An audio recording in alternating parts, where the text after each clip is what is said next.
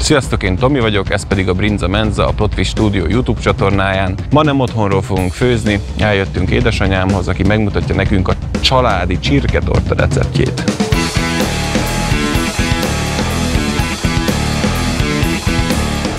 Kb. A 2000-es évek elején fedezte fel édesanyám ezt a receptet egy szakácskönyvből, azóta rendszeresen készíti. Emlékszem, hogy kisgyerekkoromban, amikor megkérdezték, hogy milyen tortát szeretnék születésnapomra, akkor mondtam, hogy egy jó nagy csirketortába szúrják a gyertyát. Csirketortát fogjuk most megörökíteni. Azóta sem láttuk igazából se interneten, se receptes könyvben.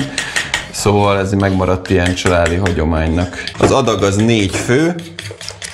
Meglátjuk, hogy miből mennyi fog kelleni. Egyelőre hány tojást versz fel? Hát most 4-et. 4 tojást versz fel éppen, ez pedig 200 g bacon, de ebből még valószínűleg kelleni fog. Lereszeltünk jó sok trapista sajtot, ez pedig tanyasi csirkemmel beáztatva egy éjszakára fokhagymás tejbe.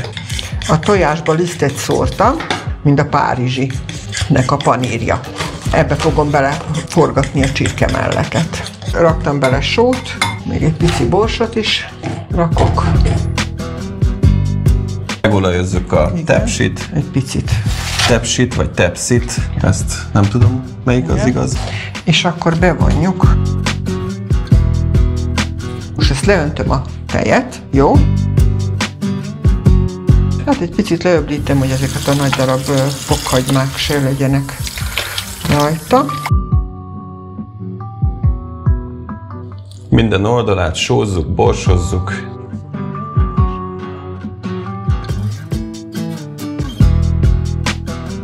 Egy réteg bacon, egy réteg sajt, most jön ez a paníros csirkemell. A csirkeadag felét rakjuk most rá, mert aztán lesz majd ugye még egy réteg.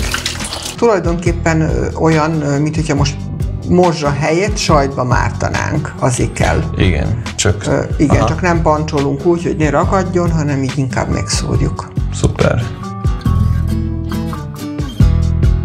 Közben látom, hogy már nyelsz nagyokat, ahogy szórod. Bizony. Eredetileg ezt egy ilyen több rétegű kerek toronyként tényleg egy torta formában volt készítve, de ez most a hétköznapi. Igen, ez most a hétköznapi verzió.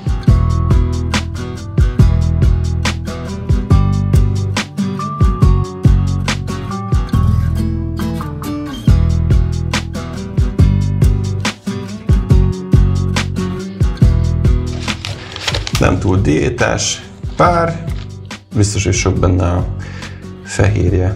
Ketós, az biztos. Na még ezt is ide, már nem maradjon ez az egy. Nem kell lefedni, így tesszük be a sütőbe, és körülbelül 1 óra hossza, nem 180-200 fokon.